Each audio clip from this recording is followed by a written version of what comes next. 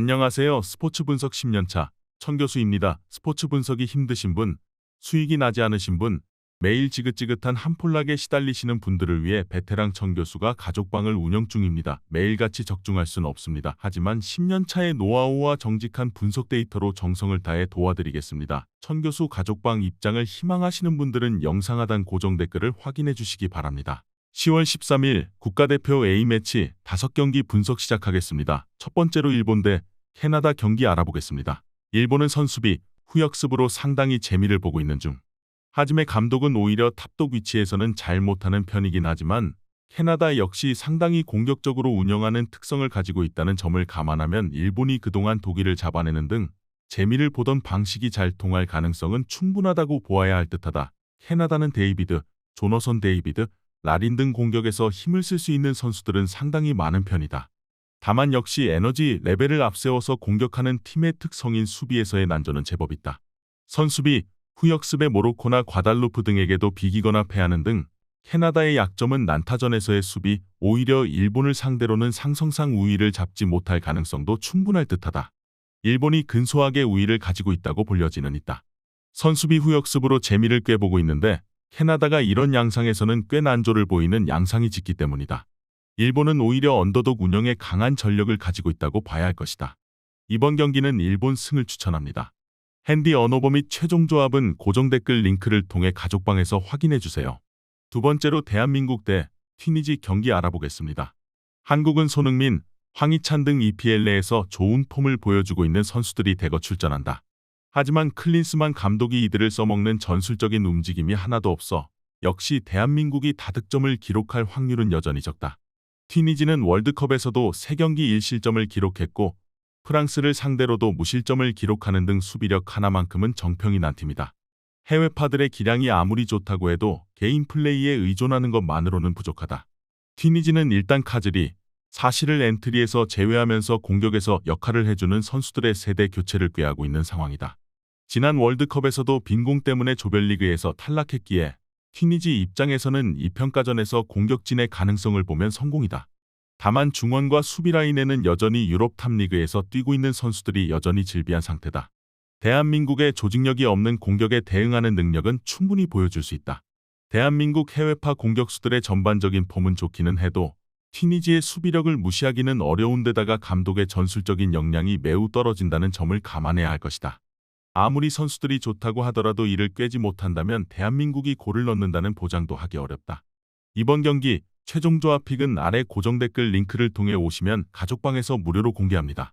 영상 잘 보셨나요? 나머지 경기들 보시기 전에 천교수 스포츠 조합 픽 받는 법 알려드리겠습니다. 앞서 말씀드렸다시피 핸디 언어버 최종 조합 픽은 가족방에서 매일 최신으로 공유 중입니다. 가족방 입장 원하시는 분들은 영상 하단 고정 댓글 확인해주세요. 나머지 영상도 재밌게 시청해주시고 유익한 정보 얻어가시기 바랍니다. 세 번째로 말레이시아 대 인도 경기 알아보겠습니다. 말레이시아는 김판곤 감독이 43년 만에 아시안컵 본선 진출을 성사시키는 등 전력이 상당히 좋아진 양상이다. 아직 강호들이나 원정에서의 기복은 줄일 필요가 있으나 홈에서는 4경기 연속으로 무패를 기록하는 등 홈 어드밴티지는 상당히 많이 가지고 있는 편이다. 일단 중국을 상대로도 수비 상황에서 밀리지 않을 정도로 안정성은 나름대로 수비에서 갖추고 있다는 평이다. 인도는 채트리가 없으면 인도는 별 힘을 쓰지 못하는 유형이다.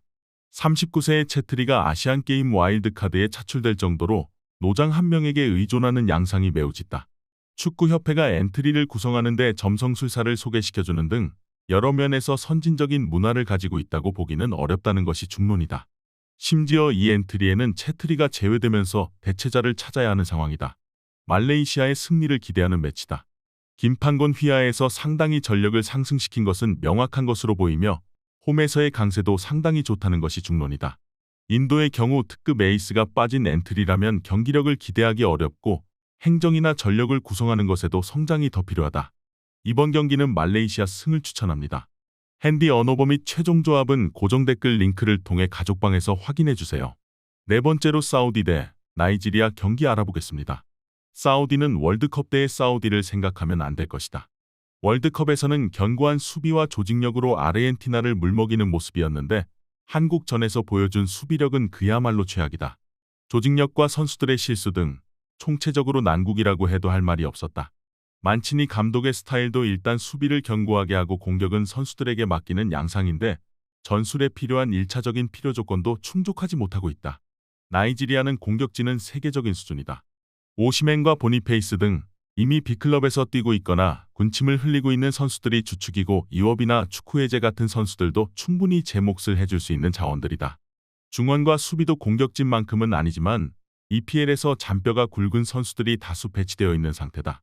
적어도 공격전이 사우디의 허술함을 공략할 상황은 충분히 만들 수 있을 것이다. 사우디의 페이스가 너무나 좋지 못하다는 점을 생각해야 할 텐데 장점이라는 조직력과 수비력도 월드컵 이후에는 완전히 하락세다. 강력한 공격진을 구축하고 있는 나이지리아가 공격에서 별로 힘이 들 것 같지는 않을 것으로 예상된다. 이번 경기 최종 조합픽은 아래 고정 댓글 링크를 통해 오시면 가족방에서 무료로 공개합니다. 영상 잘 보셨나요? 나머지 경기들 보시기 전에 천교수 스포츠 조합픽 받는 법 알려드리겠습니다. 앞서 말씀드렸다시피 핸디 언오버 최종 조합픽은 가족방에서 매일 최신으로 공유 중입니다. 가족방 입장 원하시는 분들은 영상 하단 고정 댓글 확인해주세요. 나머지 영상도 재밌게 시청해주시고 유익한 정보 얻어가시기 바랍니다. 마지막으로 잉글랜드 대 호주 경기 알아보겠습니다. 잉글랜드는 웬만한 선수들의 이탈은 끄떡이 없다. 일단 리그의 성장과 꾸준한 투자로 잉글랜드의 선수풀은 그 어느 때보다도 넓고 깊은 상황이다. 일단 중앙에서의 전력으로 밀어붙이는 운영은 충분히 가능할 것으로 보이는 상태다. 수비에서는 호주의 역습과 롱볼에 대한 대비를 해야 할 텐데 EPL은 리그에서 가장 경합 상황에서의 피지컬을 중시하는 리그다. 이를 감안하면 롱볼에 의존하는 팀을 제어하는 데는 어렵지 않다. 호주는 예디낙 이후로 선수단에서 확실하게 중심을 잡아줄 선수가 없다는 평가를 듣고 있다. 때문에 자국 리그의 성장과는 별개로 대표팀의 중량감은 떨어지고 있다는 평이다. 결국 호주가 롱볼로 골문으로 붙이는 전술은 선수단의 퀄리티에도 영향을 많이 받고 있다고 할 수 있을 것이다. 문제는 잉글랜드가 롱볼에 대응하는 게 어렵지 않을 가능성이 높고 공격진에서도 확실하게 타겟터라고 할 만한 선수가 없다는 것이다. 맥클라렌의 공백이 꽤 있을 수 있다. 잉글랜드의 승리가 유력할 것이다. 일단 호주의 공세가 워낙 단순한데 이에 맞는 넘버9이 없는 데다가 잉글랜드 선수들과 리그의 특성을 생각하면 이마저도 통하기 어렵다고 보는 것이 중론이다. 잉글랜드가 전력 우세를 앞세워서 계속 밀어붙일 가능성이 높다. 이번 경기는 잉글랜드 승을 추천합니다. 핸디 언오버 및 최종 조합은 고정 댓글 링크를 통해 가족방에서 확인해주세요.